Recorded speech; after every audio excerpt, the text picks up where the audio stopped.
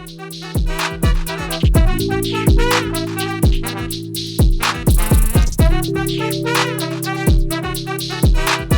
everyone, and welcome back to another edition of Free Thinking with Montel. I'm your host, Montel Williams, and as always, I'm here to bring you an enlightening conversation and a new perspectives that will challenge the way we think, live, and grow. Today's book club episode is one that resonates deeply with the essence and the spirit and the human spirit. It's about resilience, recovery, and the courage to rebuild after an unimaginable loss. Joining us today is the remarkable Kristen Moeller, who's a master's level therapist, 3-time TEDx speaker, and author of the powerful book, Phoenix Rising. Kristen isn't just someone who studies resilience, she's lived it. After losing her home and all her possessions in the devastating 2012 lower North Fork fire in Colorado, she turned that painful experience into inspiration, not just for herself, but for others. Her book, Phoenix Rising, gathers the stories of 20 women who faced life-altering tragedies and showed how they found strength, hope, and meaning in the ashes of their loss. Kristen, welcome so much to the show. It's an absolute honor to have you here with us today. Thank you for being here. Thank you so much. Well, it is an honor to be here, and I have to get a little fangirl over first. Obviously, I've known of you for a while, and I ordered 2 copies of your upcoming book, 2 signed copies, one for myself and one for my stepfather, who will be just fascinated. And then I also wanted to tell you I'm near Corpus Christi, Texas right now, where they're USS Lexington. And so we've had a tour of the USS Lexington. And so I look forward to reading your book and learning more about the history of that fabulous vessel. And for all of our listeners out there, I haven't talked a lot about it, but my upcoming book is called The Sailing of the Intrepid, which is an incredible story of resiliency and just really unimaginable. I don't want to say it. I don't want to give away too much, but you got to read the book. I know a lot of you have known of Intrepid, which sits along the West Side Highway and the Hudson up in New York. You know of it as a air and space museum, but this ship has really got a history and a story that was worth telling. And I thought, I wrote it along with David Fisher, who's my co-author, and we really, really tried our best to put you in the action throughout the book. That's all I'm going to say. So it comes out, and it's right now it's available for pre-order, but you can also, and you can get signed copies pre-orders right now, but pub date is like the 3rd week of May. But thanks for a little plug for me here, Kristen. I'm talking about your book, though, and that's what we want to talk about. And what inspired you to write your book, Phoenix Rising, after the 2012 devastating fire and having lost all of your possessions and all those material things? What lit the spark in you to create this powerful collection of stories? Well, like you said, resilience is kind of the key. And Phoenix Rising from the ashes, I actually have a Phoenix Rising tattoo. So I knew, for me, it was the metaphor. Losing my home and losing everything was major. It was a, kind of life before the fire, life after the fire. Like many people, most people now will say life before COVID, like life after COVID. There's a very distinct time period there. And so life before the fire was one way, life after the fire was another way. And right away after, it was lonely. We were a smaller fire by fire standards, by what's going on in California standards. But we had, for as small as it was, there were 3 people that died. So it was still, quite a tragic fire. And we did get together, come together, because unfortunately, the fire was caused by the state of Colorado Forest Service. So we were coming together to fight the state, really. But it was this grief that, there's a lot out there about losing a loved one, losing a pet, losing a child, the worst loss possible, losing a lot of things, but there's not so much about things themselves. And losing a home, it's easy for people to kind of think, well, and we were asked this frequently, well, you had insurance, right? Or that, I mean, those kind of things. And because it felt so big, but there wasn't a lot out there that addressed it, I had started to think about, I mean, I was actually writing my second book at the time, kind of a memoir meets how to. And I really wanted to write in that book about it. But you know how it is in the publishing world. I had a book deal and they said, no, this is the book you're writing. And I said, I want to write this book. And they said, no, this is the book you're writing. And I did end up bringing a lot of the stories of the fire into that book. But I want something, I want other women to come together in community, support each other, hear each other's stories. And then when I had that idea, I think I mentioned it to a friend, and my friend said, well, I know another writer, Leslie, who is, you should meet her. She lost her home to a fire. And it turned out she had the same idea. So we got together and we gathered these women from Colorado, and some of them were ones who had lost their homes. Others had witnessed people lose their homes, kind of had the survivor's guilt. We had a social worker, we had a firefighter, we had a teenager, we had a woman in her 70s, we had a couple of professional writers published, we had some that had never written anything besides schoolwork. So it was this lovely group of people that we pulled together, and then we both told our own stories. So that was, just wanting to get the word out there that you're not alone. And, that book came out in, I think it was 2016. The fire was in 2012. I think that book came out in 2016. And the reason we're talking now is because of the California fires, I just thought this book it's time for this book to get in more hands, because it really has kind of remained a little under the radar. It's time. And I think it's very helpful for someone who's just lost their home. It might be too early, but at least they could maybe just skim it and open a chapter. But what it could be very helpful for are people, loved ones, family members, friends, colleagues, et cetera, of people who have lost their homes, so they can It'll know. more than likely be really uplifting and inspirational for those. I just think of the thousands of people. I had very close friends who lost everything, and I reached out to them, they've reached back. But for friends of people who went through this, it would be probably very cathartic and interesting for a friend of someone Yes, who they went through something like that, to read these stories, not only to see the resilience of those who survived, but also to understand truly at an emotional level, what those people actually went through. So, exactly. yeah, I mean, it's extremely powerful, and I think things like this are with stories like this are stories that should be told by so many more who've gone through things, to help other people who might be living vicariously through them to go through the same thing. Exactly. Yeah, and I'd love, anything I can do to try to please I'll send you a box of books. You can send it to some friends, anybody, just to try to get it into the right people's hands so people start to know about it. I mean, as you know, just in our country alone, the numbers of people impacted by by wildfires are just huge. Staggering. Staggering. Staggering. That's Yeah, right. And what really struck me about your book is how many people have talked about how open and honest and raw it was. And it doesn't sugarcoat the pain or the grief. And, I mean, I guess that was really important to you, to include the darker, more vulnerable aspects of these women's stories, right?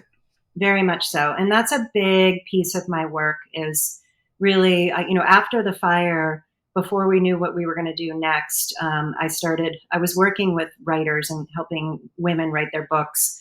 And I brought together women on the site of the land. We had put a yurt up, and then we had a couple little trailers, and people came together and stayed on the land, and we wrote there, and we talked about how the land was both destroyed but yet beautiful, and just you could see the both, and the horrors of nature and the beauty of new life coming, the heartbreak, you could feel it. And I let people actually go and look at the pile of we had kind of artifacts. When you go and sift through of what's something that's burned, not much holds its form, but they're artifacts. Little metal can kind of hold together, or glass kind of melts together, or the fragments of pottery. And I let these women go and take something back with them as a reminder to try to remind themselves. And for these women, these weren't people who had survived fire. These were women who were they were writing, but it was about trying to get in touch with that, the darker aspects of our personality, the stuff we struggle with, and to find the beauty in that too. Sure. Now, how do you balance the vulnerability with the courage it takes to share these deeply personal stories? Yeah, that's a really good question. You know, uh, I think some of us are better at it than others. I think it always takes something. I think that for me personally, I kind of came into I was in 12-step programs from a very early age, from age 23. I started being in 12-step programs, and so I had experienced some pretty painful things. And in the 12-step programs, there's a lot of camaraderie and sharing your pain, and as well as sharing the laughter, sharing the tears, sharing the laughter. So I think I might have been like that anyway. I think it's part of my personality. But to open our hearts and share, it's hard. I've had, and I'm sure you've experienced this a ton, but just, the critics and the I think it was right after the fire, I had so much content after the fire, written content, because that was one of my coping mechanisms. I just started, thankfully by that time I was a writer, because I was a late bloomer writer. But every morning I would sit with my cup of coffee and my dogs in a borrowed house on a couch, and I would just write. And I'd write about 1,000 words, which is, a nice blog post size. And then I would post that, and it would be this raw and vulnerable, and I would just get it out there. And, that was this just very healing thing. But somewhere in there, someone made a comment, it was just the nastiest comment. And, I mean, we've all gotten them if you're willing to put yourself out there. But I think knowing that when I tell a story of a hardship and I like to say walking through fires, then, and to have even if it's one other person who doesn't feel so alone and doesn't feel like there's something wrong with them, or doesn't feel like it's okay to feel the way they do, that makes me happy. And I think, with the fire, kind of back to the grief conversation, it's kind of like, there's no timeline for grief, that kind of that, the however many the stages of grief, that was never designed to be a linear process where you just move. But in our culture, we're just conditioned that we're just going to kind of move and Sure. continue to get better and better. Yeah, But like somebody's predetermined how you have to personally react, right? right. And so just making it okay that, sometimes, I mean, not so much with the fire anymore, but it doesn't bring up so much emotion anymore with the fire, but it could, I mean, we could go there, and I could cry, it could still be there, and there's nothing wrong with that, and as we know, when you go through one loss, it triggers all the other losses, and then when you go through something that's so sudden, then it can create that feeling of, well, what else is going to happen? When's the next shoe going to drop? And fire season every year is something I kind of brace for and have to consider. I mean, it seems like there was something very, very vital to you to touch on in your book, and that's that sense of community. I mean, after a disaster like a wildfire, people often feel isolated, overwhelmed by grief, and unsure how to start rebuilding.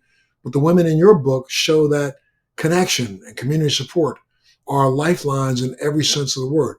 Could you share a little bit more about how the strength of a supportive community makes a difference in recovery? Yeah, I think it's key. And that's back to say again to 12-step programs. That's why they're successful, because it's a community. All of a sudden, you have a group of people who have a common peril, and so it's very similar going through. And I think that made me more equipped to find community and understand that I could find people who were impacted in the same ways, and we would understand each other. Played a So big role in your own personal healing and personal growth, did it not? yes, oh, major, yeah. And so I think I've been thinking about the people in California, though, because it's such a large number, community. I'm hoping that people can find communities kind of within those huge numbers in smaller groups. You would hope, but as I look at what's going on out there in California, it's almost as if we just think, okay, the news story's over, move on. And what we Right. don't understand is that there will be people affected by that catastrophe for the next 10, 20, 30 years of their lives. I remember, even watching while it was ongoing, and they were showing, in one area, cars parked on the side of the road where people had abandoned and had to run for their lives. And they just kind of threw that out as a one-liner in a news story. But immediately for me, I thought, are you kidding me? Those people who ran down that street running away from flames will think about that, will dream about that, will be thinking about that 10 years from now. They will. And I mean, something like that is just, it's terrifying. There was a video, one of the families that escaped my fire. I mean, I was probably about 20 minutes ahead.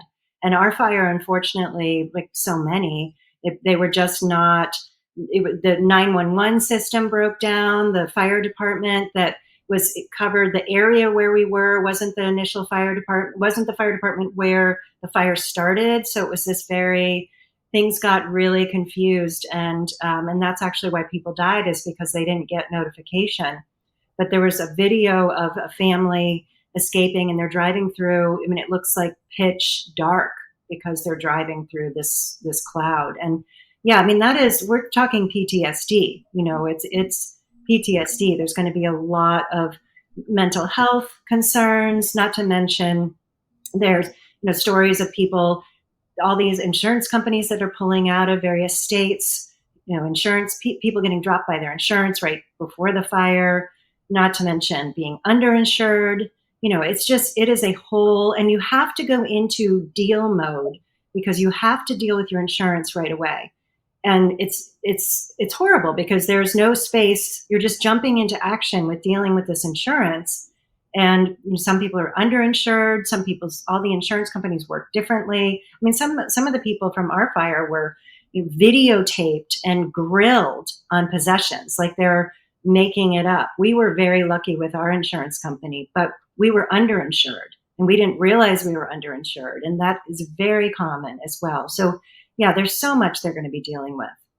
And it requires so much strength. Sometimes people think that strength comes from within, but you actually need the external support. I mean, on that note, I mean, was there any moment during your recovery where, you, let's say, an act of kindness or compassion from some others deeply impacted you? Definitely. Oh yeah, all over the place. And I had a friend that I went to elementary school with, and we were going to be okay financially. Thankfully, we were going to be okay, even though we were underinsured. But my friend sent us a check for $5,000, and it was so incredibly thoughtful.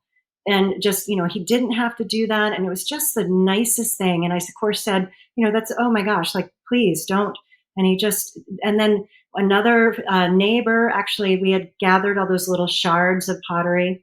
And she said, I'm making I always forget what it's called, when you put all the pottery together, the mosaic. And she, I was thinking, I kind of like, I didn't really know what to expect. And then she brought it to me one day, and the expression, I fell to my knees. I literally fell to my knees. It was so beautiful. I still have it. It's hanging proudly on my living room wall now. It's just this beautiful thing that someone made. And it was, so yes, there was the kindness, and people, the community came forth, and they donated items, because that's another issue with the insurance companies. A lot of insurance companies want you to require that you replace everything immediately.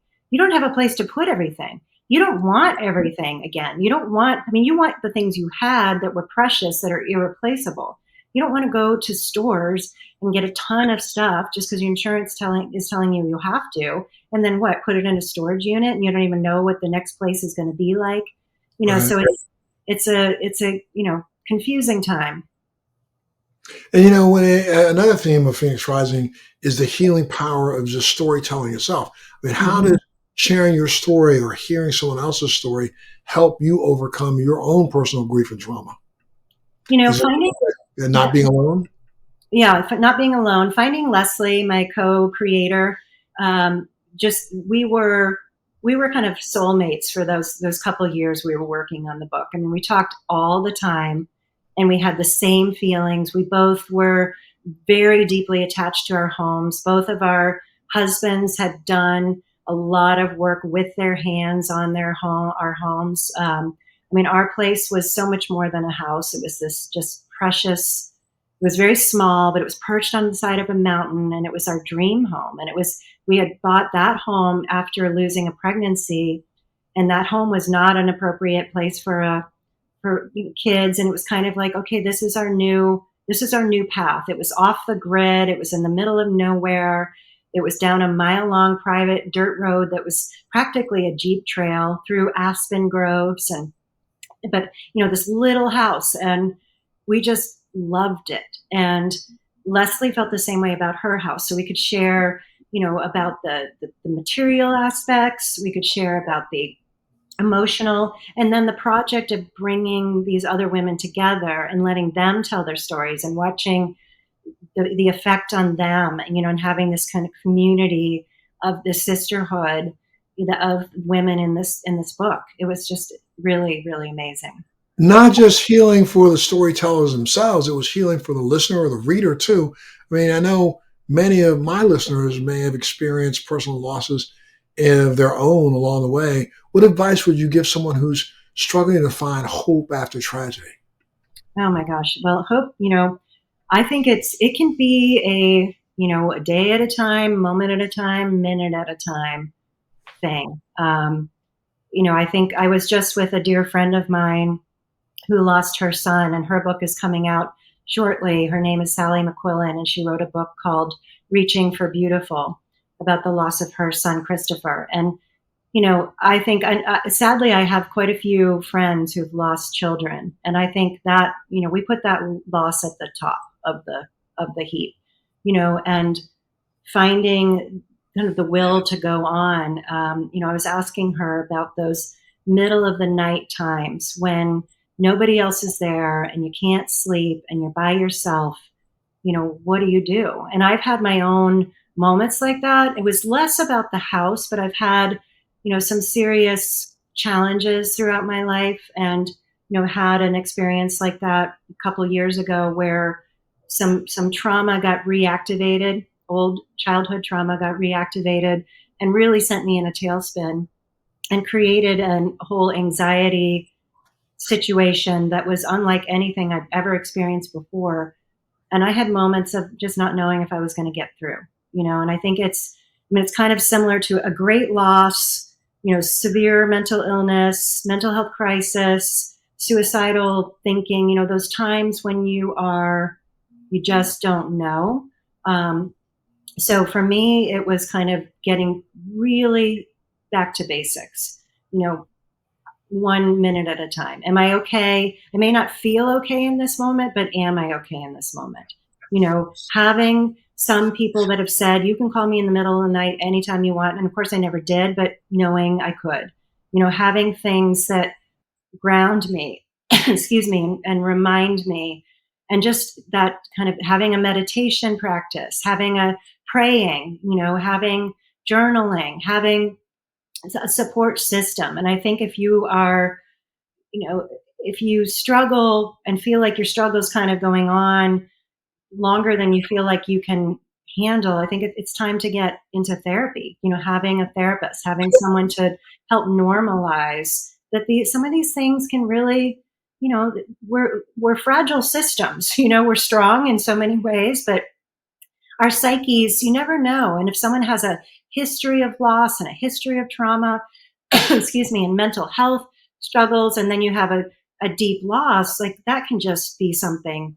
I mean, even a small loss can send spiraling. So I think, not being afraid to ask for help. And I listened to one of your earlier podcasts, and it was you were talking about, stigmas, mental health stigmas. And even though we're so much more aware of it now in our culture, it is in the conversation, there's still a stigma.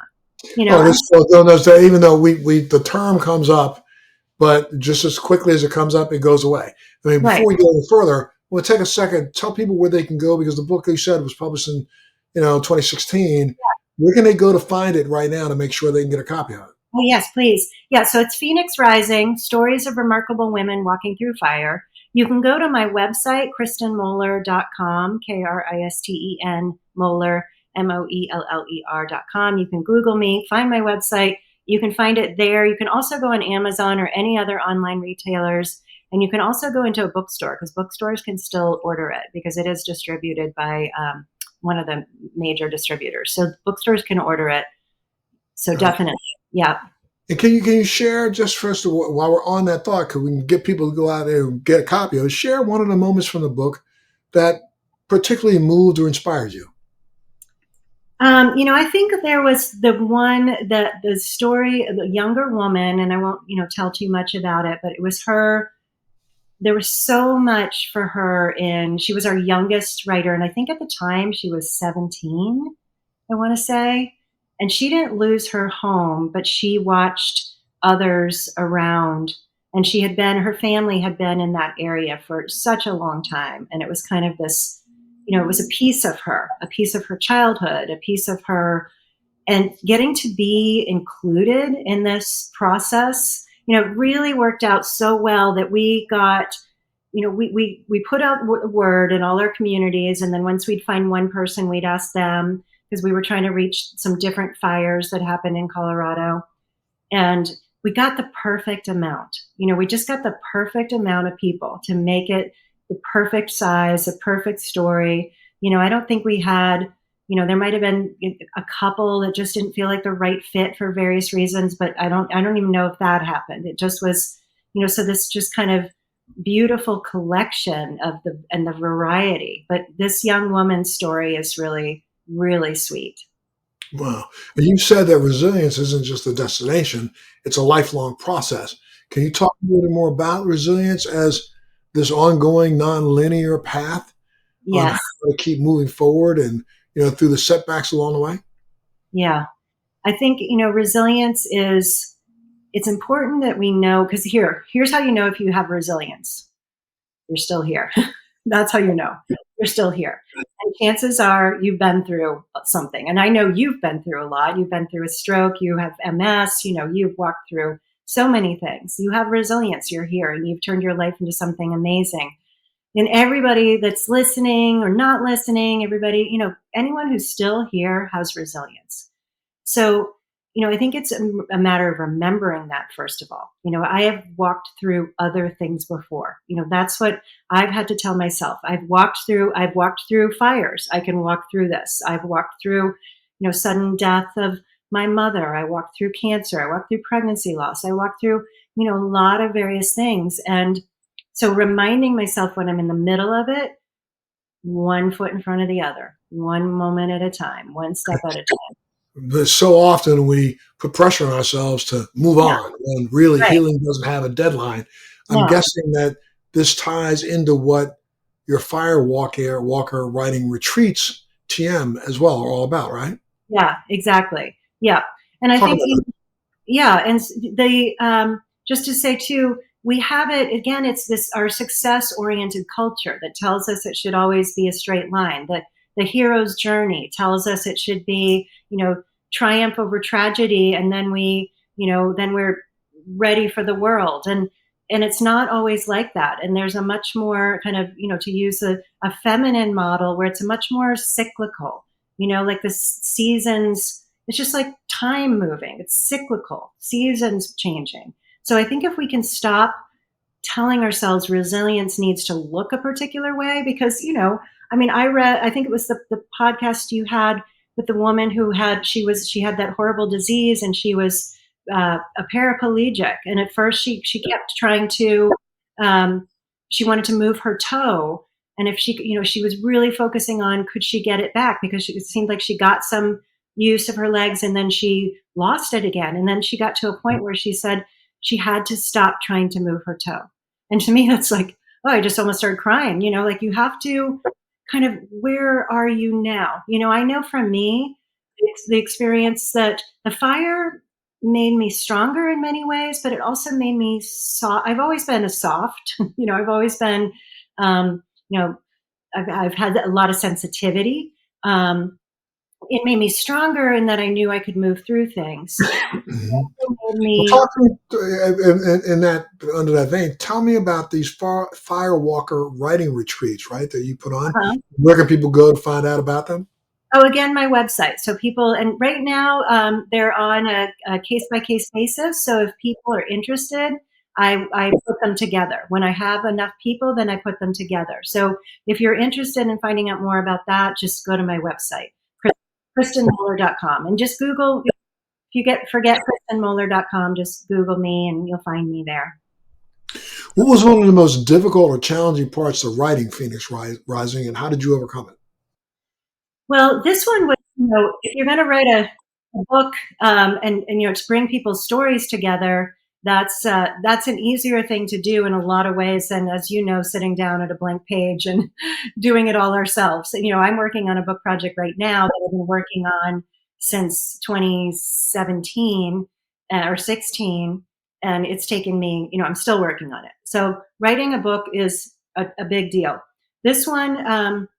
Was less challenging because it was this group effort and there was a lot of energy behind it. So there was just the women we worked with were just the way they got their stories to us. So we did the editorial of all those stories and then we both wrote our own stories. And I think for me, I wanted to go last. I'm the last story in the book. And my mom had just died and a friend had just died. And so there was there was a new level of grief that was not about the fire, but was about walking through fires and losing loss again. And so it kind of ended in a not, I don't like to wrap things up in a neat little bow anyway, but the book definitely did not end in wrapped up in a neat little package. So, how do these stories of these 20 different women change or expand your understanding of resilience? Again, I think it gave me a peek into all these different stories.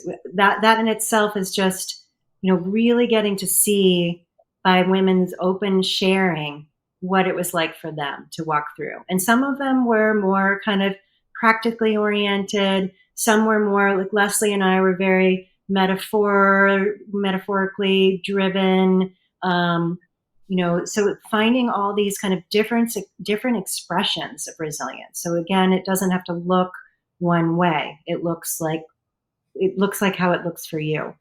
So I think not measuring. Sure. Sure. How do you think as a society we could better uplift those who go through hardships and demonstrate that kind of resilience? I mean, how can we as a society help better uplift them? Reading your book is one way, and I hope that our listeners go out and get a copy of it. However, but how as a society can we come together to make sure we uplift as many people as we possibly can?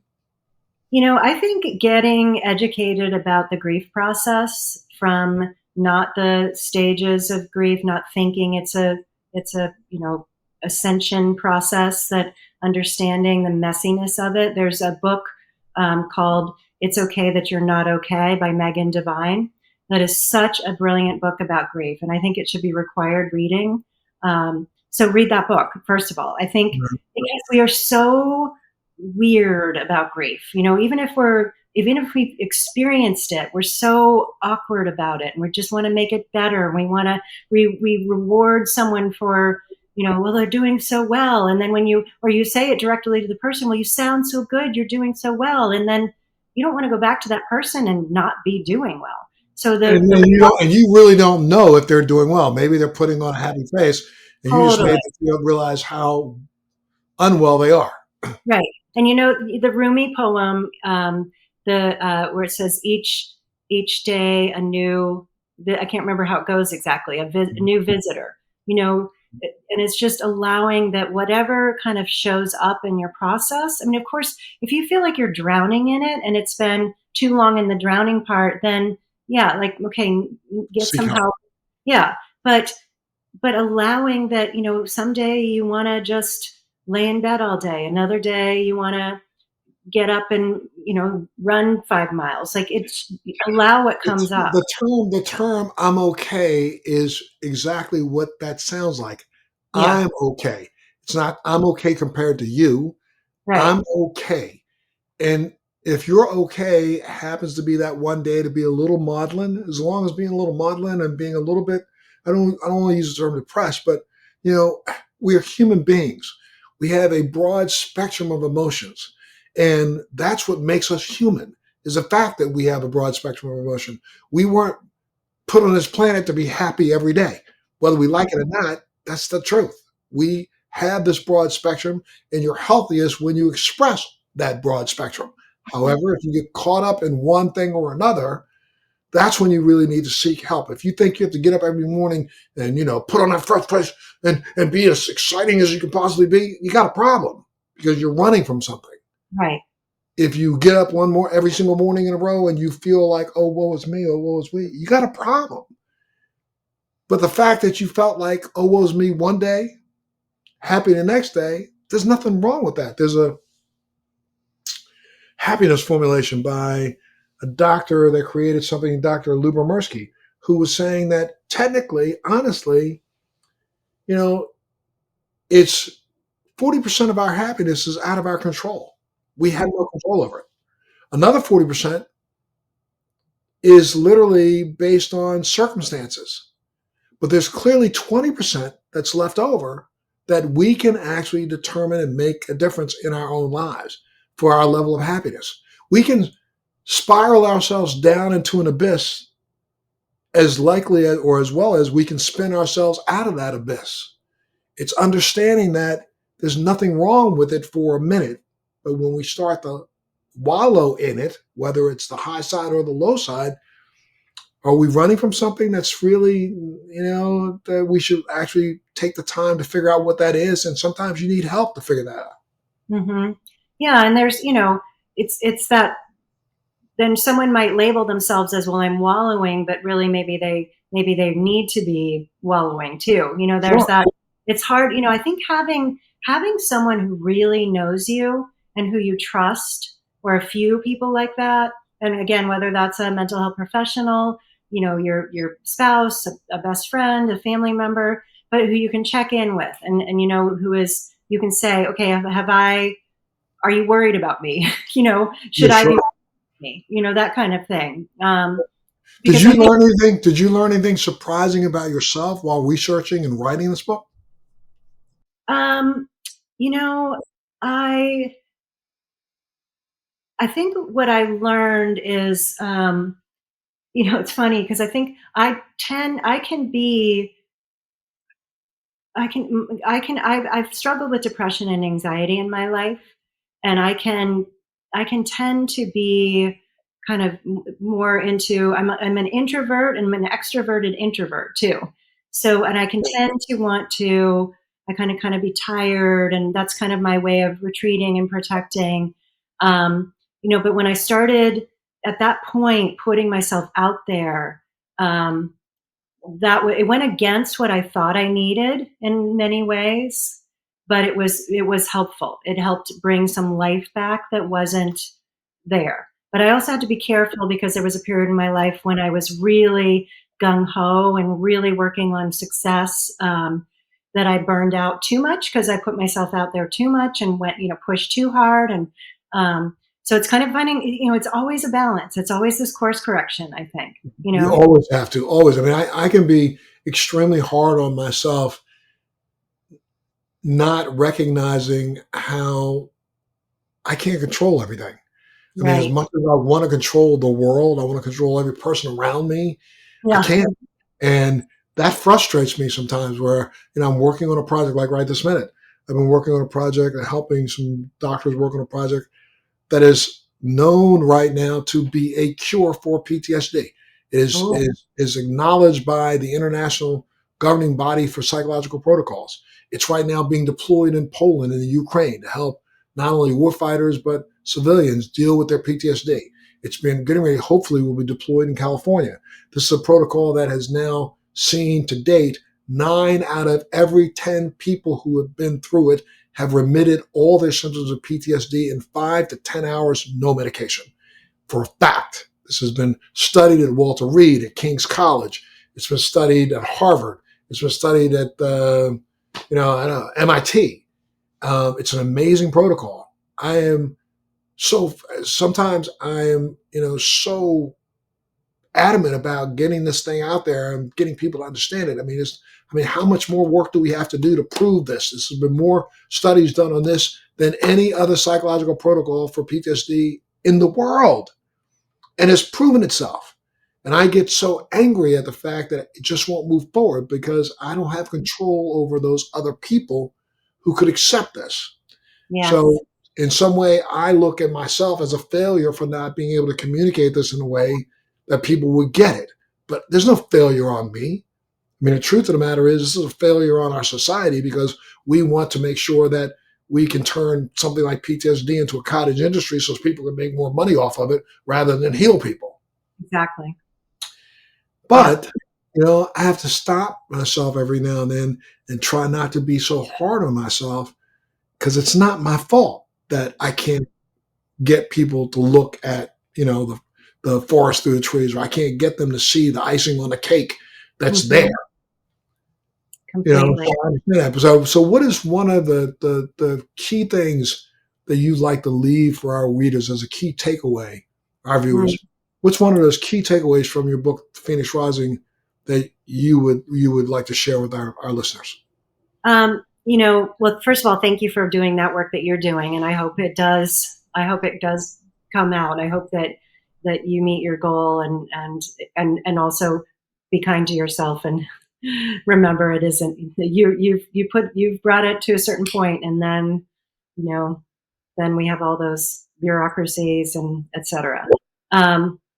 So I think there was something someone said to me when I was going through this, and it really kind of sums up a lot of what we've been talking about. And I was working with a shaman because I really dove into the spiritual components of fire, the metaphorical aspects. I really was interested in that to try to make meaning of something that felt confusing and overwhelming. And she said to me, don't come too quickly to form. And what that meant is let yourself be in this place of kind of mess and some, not, fragmentation completely, but yeah, like be like the ashes, be like the destruction that your land and home look like. Let it be in pieces right now. Don't try to put this into a box so quickly. So I really like that. Don't come too quickly to form. For those of us that want to, okay, I'm going to get on with it and I'll write this book and then I'll be the Phoenix Rising and then I'll do the TED Talks. And I did that stuff, but don't come too quickly to form. Gotcha. Are there any other upcoming projects or initiatives that you'd like to share with us? I know you did say you're working on another book, right?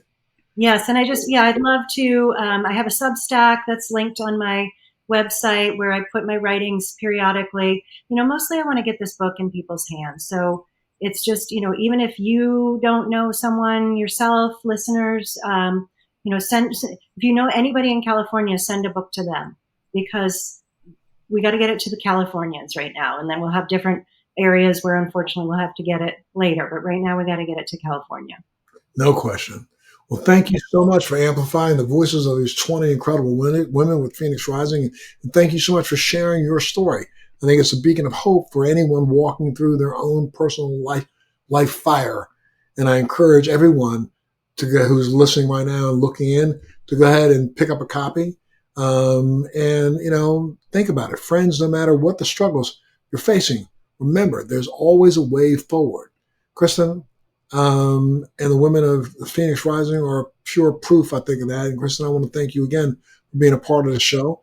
Let us know when your next book's coming out, because we'd love to talk about it. And for all those who tuned in to Free Thinking with me today, don't forget to hit that little subscribe button down there. It helps us go a longer way. And again, do not forget to pick up a copy of Kristen's book and share your thoughts with me on social media about, what you thought about it. And as always, stay safe, love that family of yours, stay strong, keep moving forward. Kristen, again, thank you so much. Thank you so much. You be well. Bye-bye. Thanks for joining me on Free Thinking with Montel. Please make sure you're subscribed and hit the bell to be notified when new episodes post each week. We'd love to hear your feedback, so please send us your comments. Military Makeover is so grateful for the support of Purple Heart Homes, a nonprofit organization that rebuilds and transforms the homes for our veterans. Our heroes come home with sacrifices most of us can't imagine. As a veteran myself, I've been there and founded Purple Heart Homes to help. When I tell the story of Purple Heart Homes, it's the freedom to not have to depend on somebody else to do the simple everyday things in life. Visit phhusa.org/makeover to learn how you can help.